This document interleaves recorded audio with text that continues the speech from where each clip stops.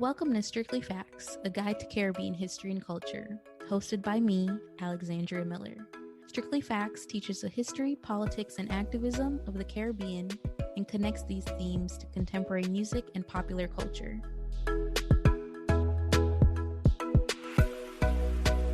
Wagwan, everyone, and welcome back to another episode of Strictly Facts, your favorite guide to Caribbean history and culture. One of the favorite things that I found most interesting about the Caribbean is our interconnectedness, which in many ways is due to movement and migration, especially instrumental in, certain engineering projects and things of that nature, which we'll be talking about today. And so in this week's episode, we're joined by Dr. Kaysha Corinealdi to talk about the Caribbean influence, connectedness, and activism brought on by our movements to build the Panama Canal, as well as her upcoming book, Panama and Black, Afro-Caribbean World Making in the 20th Century. Dr. Corinealdi, thank you so much for joining us today. Please tell us a bit more about yourself and how you got interested in doing your research. Well, thank you for having me, Alexandria. And I'd say that my interest in writing about Panama comes from my own roots in Panama. I was born in Panama and migrated with my family as a child to Brooklyn. So it's kind of a fascination in looking at the Central America, Caribbean, North America connection is a key component that has informed a lot of my thinking about how do we make sense, and also how do we extend to the rest of the world this appreciation for this world that I grew up with, where there was Spanish, English, patois, like reggae and cumbia, all these things together that it's kind of hard to put into words. And for me, having had an opportunity to actually spend a good chunk of my childhood with my great-grandmother, who also had memories about her own sort of mother's travels from Jamaica, and realizing that I didn't really know a lot about what happened after, in terms of after the canal, and the kinds of lives that were made and the people that myself and my family formed multiple generations of. And so that desire to get a bit more information on that drove me to archives and talking to people and getting, family to sort of enter intense debates about various things that I found along the way. Thank you so much. I think, that's one thing that I've really loved about Strictly Facts. Beyond, getting to the specifics of history, many of our families are obviously a part of this story. And I think it especially influences why a number of the people we've had on Strictly Facts do the work that we do. And so firstly, before we get directly to talking about migration and things, I wanted to give a brief sort of backdrop on that sort of history of how the canal came to be. And so first of all, as we've discussed in, various other episodes, there are these sort of arbitrary wordings or frameworks, that have sort of been created to divide South America, Central America, and the Caribbean. But our connections, they haven't been hindered by the bodies of water between us. And so in talking about Panama, rather today, Panama Canal is a man-made waterway that connects the Atlantic and Pacific Oceans. The proposal of the canal came about, a number of centuries ago, especially due to widespread colonization as an effort to reduce ship travel time. And there were a series of attempts. There was a moment where the French were building the canal, and then the U.S. acquired permission via a 1903 treaty. And the production of it was ultimately completed in 1914. So many of the laborers who built the canal ultimately came from the Caribbean, hence why Dr. Corinealdi is joined with us today. And so jumping sort of directly into our conversation, there were a few waves of West Indian migration to Panama. So could you talk to us a bit about some of those waves? Certainly. So we have to head back to at least the 1850s with the Panama Railroad building that was actually connected to the gold rush and sort of this U.S. expansion effort on the part of kind of individuals who took it upon themselves to sort of take entire tracts of various countries in Central America in particular. So in that initial construction, you have about 5,000 workers, many of whom are coming particularly from Jamaica, but from other islands as well. The next sort of major migration by Caribbean communities comes with the French attempt at building the canal. And that's also at the same time that United Fruit Company is growing extensively in Bocas del Toro, in particular in Panama. And so you have about 50,000 people migrating at that point in time. Again, sort of Jamaica is pretty large in that group, but you have people from Martinique, Montserrat. I mean, you really put a map of the Caribbean Sea and like people have someone, right, from all of the places at some point or another were from there and actually made their way to Panama. Anytime I talk about Panama or my book, I always find a new kind of island connection, a new sort of experience. And I'm like, yes, it really became this Caribbean hub. And so that's the French Canal building.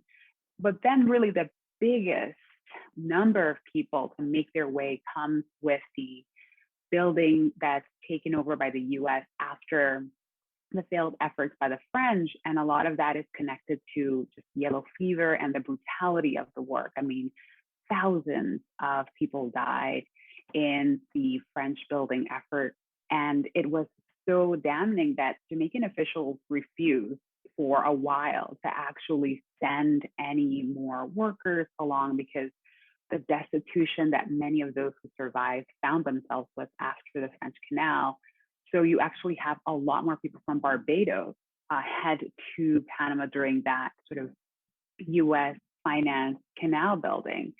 It's immense. You have Barbados, Jamaica, Martinique, Lucia, and sort of all the islands that you can think of, making up roughly about 150 to 200,000 people who are there, already adding to the other migrant groups that I mentioned. And there's a lot of mobility that also happens with some of those making their way to other parts of Central America, Costa Rica, and Limon in particular, and then New York are things that are happening. But certainly the biggest hub is in, Panama. And that's where you have, a lot of societies that are very island specific that emerge, but also a lot of associations that identify themselves as either British West Indian or West Indian that really flourish. And so you have spaces like Colón and Panama and Bocas del Toro that sort of become majority Caribbean, Afro-Caribbean, and particularly Colón and Bocas del Toro, with sizable populations also in Panama City, the capital. And so, and all, when you look at the numbers of people that made their way, it actually ended up doubling Panama's population.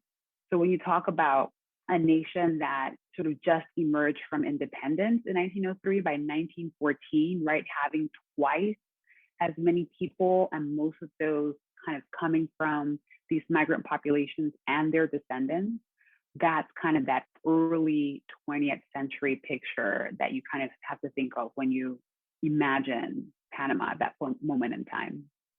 One thing that I did sort of want to bring out is, especially in the sort of US control of the canal building, they're bringing in officials who, primarily have a context of race from the US South, right? And so, how does that sort of affect, especially these migrant populations, but also mestizo or Black people who are already in Panama? That's right. So what's fascinating is that a couple of historians have noted that most of the officials that are in the canal zone, white US officials, are not Southerners, but they decide to nonetheless use Jim Crow practices. So it definitely says something about the prevalence of kind of thinking of the South really in a global way, and this idea that if you're dealing with a southernmost place, this is going to be the structure that's in place. And so what I found in terms of how that system impacts race relations on the isthmus is that, first off, I realized that some of this discrimination that targets Caribbean migrants happens even before Panama is a republic, right? So already you have these practices happening from Colombia, and they were directly linked to some of the pushback that you've had within Colombia against the sort of growing presence of Black people in the Liberal Party, right? So the Liberal Party was one of the sort of strongest political parties in late 19th century Colombia, sort of eventually also making its way into Republican Panama. And there was a lot of tension in what to do with this elite base that sought to maintain this mostly Afro-descendant Black population, right? Like, don't come and participate in this vision of a canal and sort of being this country that's accessible to the world. There was a limit to who was imagined as participating in that conversation. So you already have all these tensions that are happening regarding who can access citizenship and who can access political participation up to the early 20th century. You do have, the extension of the vote has taken place, slavery has been abolished, et cetera. But the remnants of being a sort of, at one point, slave-dominated area is still there, right? You still have tensions between how do you maintain hierarchies of order based on things like race and class.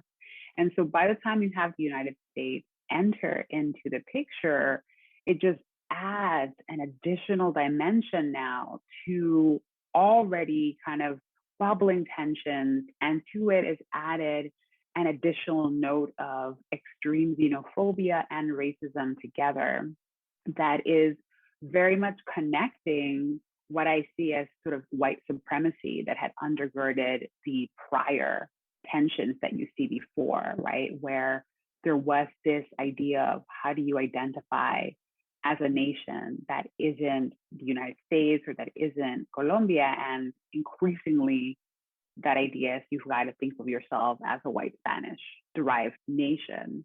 And so those tensions are what you see. You have this competition to create this vision of the nation that certainly talks about mestizaje, but it's a mestizaje that is rooted in white supremacy, right? And it's rooted in a vision of certain groups just kind of disappearing, right? Or sort of being blended into one that has some deep problematic points to it. You also have, as I mentioned already, this rich population of Black Caribbean people who have remade entire cities.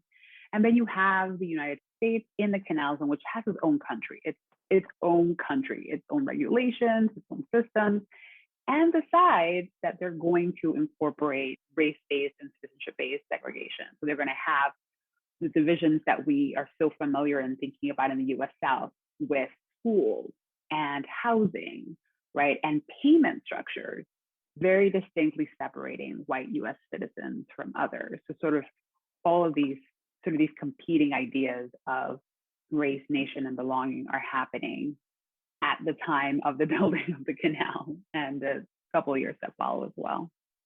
And this also sort of creates competition amongst Black Panamanians and the Black Caribbean workers, correct? Absolutely. So one of the things that you sort of see is it creates competition for sure. And I think that would happen with any population that is there and a new migrant group is coming in, right? Suddenly you're wondering, well, who is being hired as opposed to not? And in the case of the US Canal Zone, having English speaking language was something that allowed you kind of a greater in. However, like, the way that people are being treated is still quite discriminatory. And one of the things that becomes fascinating is how people who are not part of this Black population, whether it is those who were in Panama prior to those migrating to the Caribbean or those migrants and their descendants, is that you have a focus on creating this narrative of good Blacks and bad Blacks. One that's sort of pointing to Afro-coloniales, or those from the colonial era, as sort of the good ones, and then those that are migrants from the Caribbean as the bad ones. And that narrative is pervasive. It's so pervasive, and I see it as also informing the relations that you see between some Black people, right? You at various moments in time see some Black people who identify with whether it is a Spanish or Latin ancestry, very much critiquing the failure of other groups that they believe to not assimilate. But then you also see unity. You also see moments where they realize, you're being targeted. We're being targeted because we're Black and we don't have power. And at some point, there's not going to be a way that you can differentiate between one group or the other, right? Because the whole thing became, well, these are not really Panamanians. So that adds a whole other dimension to it. So, for example, Panama has specifically El Día de la Etnia Negra to like emphasize this idea that there were multiple ethnicities within Blackness in Panama that you kind of like have to recognize and grapple with when you're talking about it. And for me, what's fascinating is thinking about how this overt discrimination that Afro-Caribbeans experience later on really allows for a much stronger united front to counter some of the racism that continues right beyond the 40s and onward. Sort of there is discrimination happening, and it is rooted in the fact that we are not part of this white or mestizo elite. And we've got to come to terms with that. Tensions are, still there as with any, multiplicity of ethnicities within any group, right? But there's certainly a shift that you start to see in discussions of, well, what are we fighting for, and who does this benefit in terms of this almost divide and conquer strategies that you start seeing along the way. And so your book also talks about a lot of the activism, both in Panama and in Panama's diaspora, as we've all talked about movement and the afterlives of many of those migrants and their descendants. So, what were some of your findings? Yeah, so I decided to focus on, like I said, all these groups that are grappling with what happens, after the canal is over and you're dealing with policies that are rather discriminatory, xenophobic or racist. So one of the groups that I look at is the Liga Cívica Nacional, or the National Civic League, that's created in the 40s. And it specifically targets change in the Constitution that's made in 1941 that specifically denationalizes Black Panamanians whose parents were from the non-Spanish speaking Caribbean. So the first sort of Constitution of the Americas that I found to have this written in, and I kind of show it to my students and they're all like, what? This actually says this? And I'm like, yes, it actually is very specific in who is being kept out. So I look at how they used to go about putting petitions and other ways that they try to get people to challenge and have this constitutional reform rewritten, and the time that it takes to actually get much change done. And then within New York, I also looked at a group called Las Servidoras, a scholarship granting organization created by African-American women, many of whom had some experience in the Canal Zone, had experience in Panama City specifically, and in New York, and kind of create what I found to be one of the earliest and really one of the most successful organizations of Afro-Panamanians that were talking about things like education and access, and really united Afro-Panamanians, African-Americans who were similarly having these discussions about the need for equality and access, right? And so one of the things that I found in looking at both of these groups was that teachers, educators get a lot of attention in the book. Like they really were at the vanguard of like calling for a lot of changes. It was wonderful to be able to trace some of them in yearbooks that sort of students put together, to be able to find them in Panama and in New York. So there are a couple that I'm able to trace and sort of point to how they might have been a teacher at one point in the Canal Zone. For one particular woman that I look at leading the Higher Horizons program, which is trying to deal with bilingual education for low-income students in New York. So that's the activist framework that I focus on. A lot of civic groups that are directly trying to address inequities at the level of access to citizenship, to education, and to kind of an overall sense of the hemispheric civil rights that's led by Black people wanting to push their governments for greater, not just inclusion, but actually a recognition of these past histories of exclusion and violence. One story that, has come up in your work that I found really interesting was the story of Amy Denniston. So could you talk a bit about her efforts as a writer and, the Panama Tribune as sort of a site for Black women's articulations of self? Yeah, so I encountered Amy Dennison in my sort of just perusals. I was going through microfilm of the Panama Tribune, and I sort of encountered this section, and I thought, well, what is this? Like a women's section, and I realized, oh, this is something that was happening with a couple of other papers in the Black press, but that I had not really read extensive accounts of how it had played out in Panama, and so decided to follow, Denison, and realized that she was someone who migrated with her family from Jamaica at a very young age, right? Had the experience of obtaining a lot of her education through some of the private tutors that you have in private schools that have been created, in addition to having had some access to canal zone schools, and then realizing that through the newspaper, and she was tapped, I think, because she was also quite active with some of the Boy Scouts movements and Girl Scout movements that were taking place in Panama at this point in time, as someone who I think was viewed as like, you're going to be a good representative for the group. You are sort of that nice and calm woman, right? That's going to lead the way. And what I love was that she's like, yeah, thank you for this honor. And then began to write some really amazing editorials that question things like, well, why are we assuming that these private schools are better than public schools, for example, where our children can learn Spanish and English? She also questioned some of the sexist narratives that were emerging in the press, right? And talked about the kinds of hopes that women should be able to have, right? Whether there's just going to be a focus on being, right, that good mother, being that good provider, being that helper,